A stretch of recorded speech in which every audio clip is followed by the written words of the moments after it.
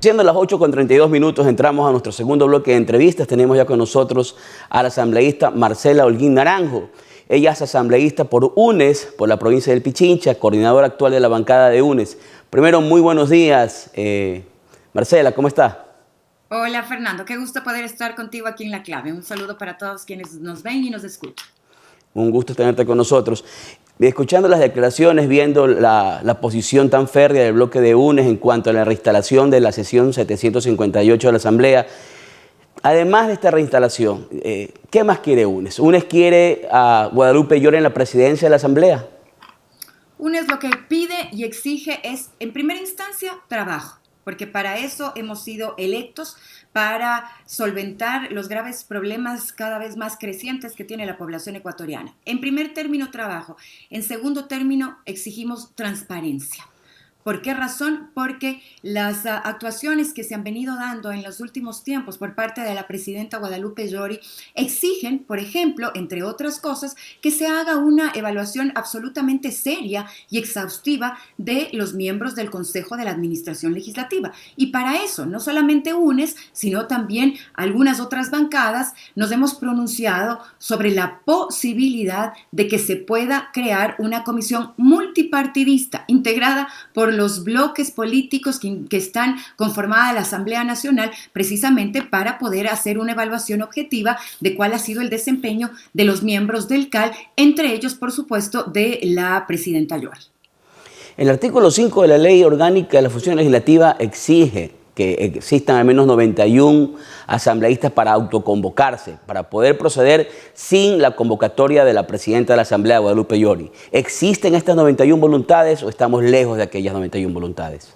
Fernando, es evidente que nosotros hemos venido actuando en función de una mayoría coyuntural y eso es evidente con respecto a los últimos resultados de las votaciones que se han dado. Entre ellos, por ejemplo, solo para citarte un caso, el juicio político a la superintendenta de bancos. Y así hemos coincidido en varias votaciones que se han dado, insisto, semanas atrás. Esta mayoría que está formada en función de temas coyunturales, pero de temas que nos acerca a la ciudadanía, que ese ha sido siempre nuestro accionar, que se ha caracterizado a la bancada de la Revolución Ciudadana en el periodo pasado y en este hemos coincidido en señalar que si es que la presidenta nos impide trabajar, que si es que el Pleno de la Asamblea Nacional va a continuar cerrado y apagadas las luces, pues no nos va a quedar más opción que aplicar el artículo 5 de la Ley Orgánica de la Función Legislativa, que habla precisamente de lo que tú señalas, Fernando, de la autoconvocatoria. Es verdad, se necesitan 92 voluntades para autoconvocarnos. Probablemente no sea fácil, pero será en este caso también un poco la decisión de cada uno de los asambleístas si es que le hace el juego a Llori, que por miedo evita que nosotros trabajemos, o si es que efectivamente tenemos una asamblea que trabaje en función de las necesidades de la gente. Marcela, definitivamente cuando comenzó este periodo legislativo estaban las mayorías, estaban los bloques. El bloque más numeroso era y sigue siendo el que usted coordina, el de UNES. Partiendo por ese lado, cuando comenzó UNES a buscar aliados para poder optar a la presidencia de la Asamblea, todo el mundo le hacía el feo, nadie quería pactar con UNES. En este momento político la situación ha variado. Parece ser que existe ya una mayoría coyuntural porque realmente con la agenda que ustedes manejan va a ser muy complicada implementarla con la presidenta Llori en el poder, en el puesto. Le corresponde ya a UNES asumir el reto de liderar la Asamblea y poner su presidente en la Asamblea.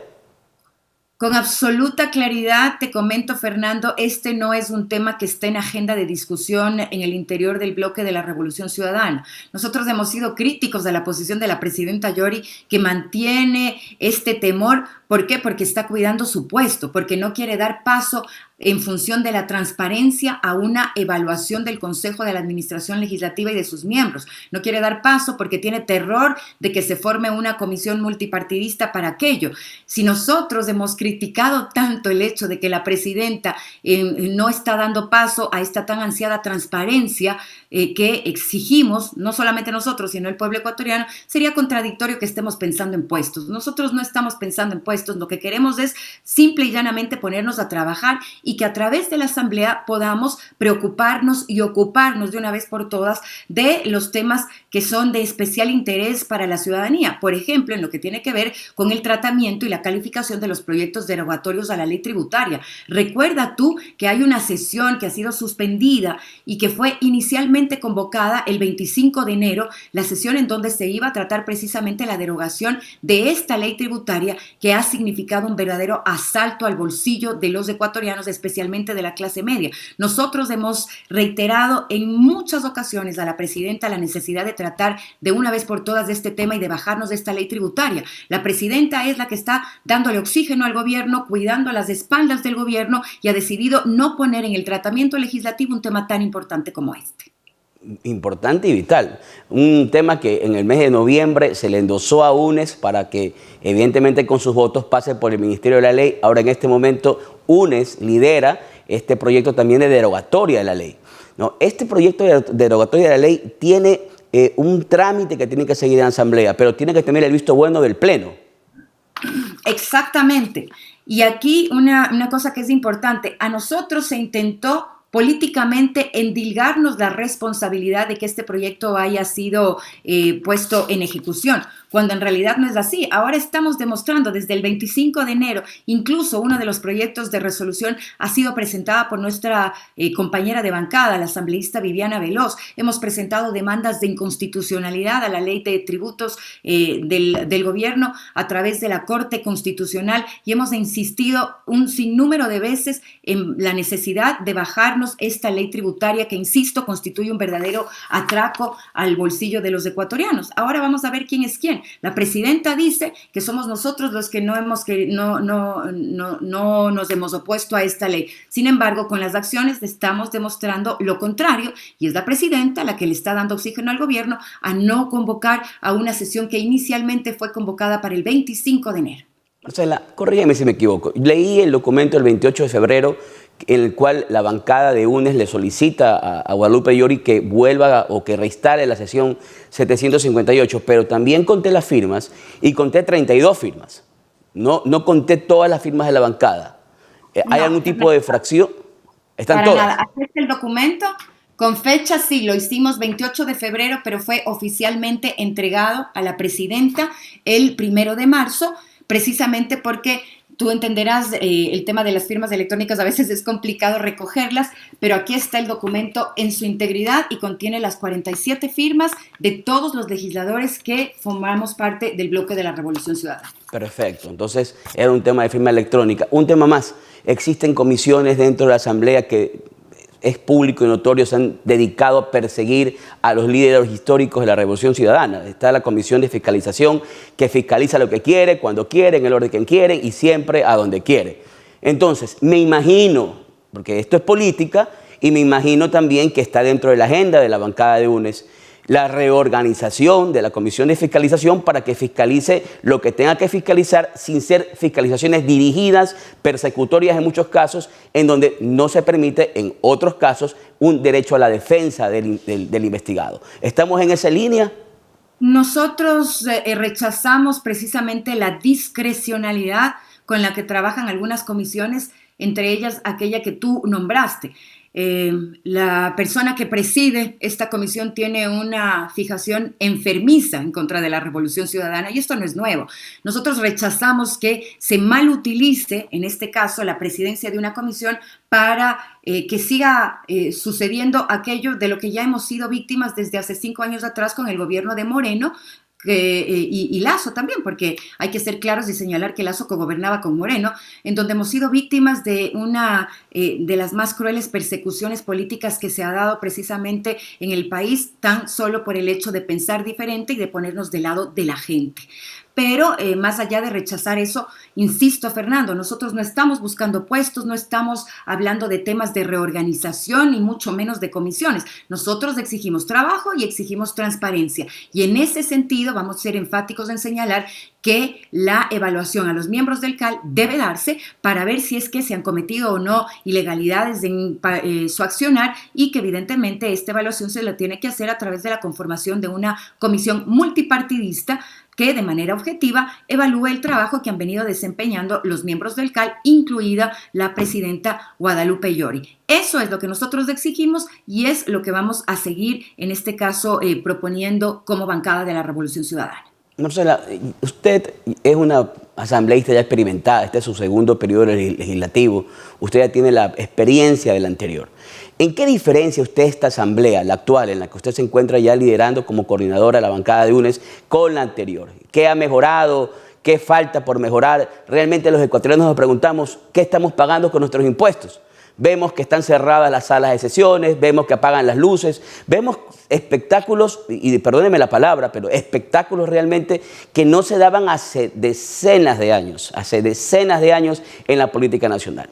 ¿Qué sucede? ¿Qué le debe esta asamblea al país? ¿Y qué podemos hacer para exigir a la asamblea que trabaje?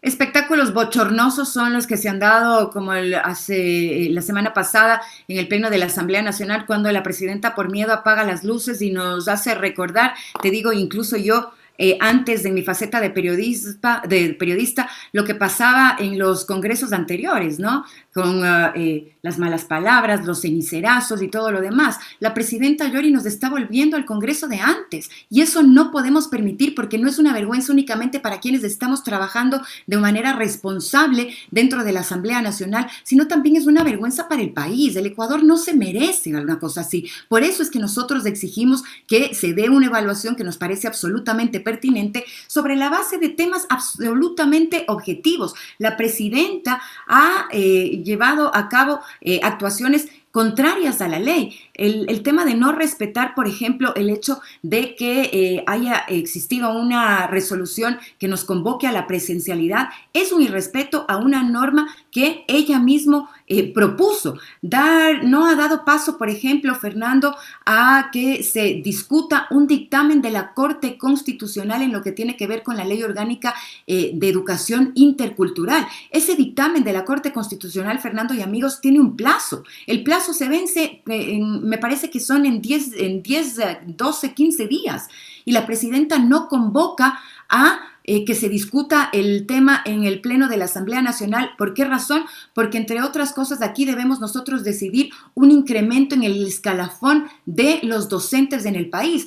Claramente está cubriéndole la espalda al gobierno cuando existen 2 proyectos de resolución presentados para bajarnos a través de resolución y por decisión mayoritaria del Pleno de la Asamblea Nacional una ley tributaria que afecta el bolsillo de los ecuatorianos, especialmente de la clase media. La presidenta de la Asamblea Nacional no le informó en su debido momento al Ejecutivo que el informe de la ley tributaria fue negado con 88 votos. Son ilegalidades evidentes que se han dado en el interior de la Asamblea Nacional. Por eso exigimos transparencia, por eso exigimos una evaluación, por eso exigimos la conformación de una comisión. No nos estamos inventando nosotros, eso está contemplado en la Ley Orgánica de la Función Legislativa. Nosotros lo único que tenemos que hacer es aplicar la ley, y la presidenta, si dice que ha hecho todo conforme a la norma, no debería temer.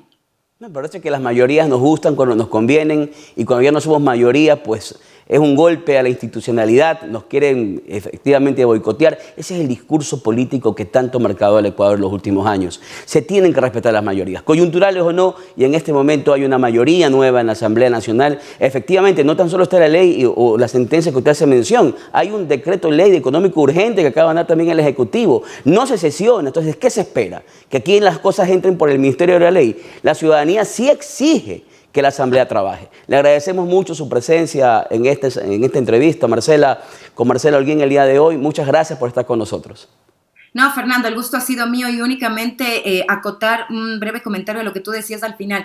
Ese es el doble discurso que tiene este gobierno y en el que ha incurrido también la presidenta de la Asamblea Nacional. Las mayorías son buenas cuando nos conviene, pero son malas y golpistas cuando no nos conviene. ¿Qué dijo la presidenta Llori cuando, por ejemplo, se dio de baja a la que era en ese entonces presidenta del Consejo de Participación Ciudadana y Control Social, y con una nueva mayoría se reorganizó el Consejo de Participación Ciudadana. Ahí todos aplaudieron diciendo que era en función de la transparencia, de la democracia y demás. ¿Por qué? Porque le convenía al gobierno, porque era su mayoría. Ahora que resulta que en función de temas de interés ciudadano existe una confluencia de voluntades en la Asamblea Nacional, les parece golpismo. Muchas gracias, Marcela. A ti, un buen día.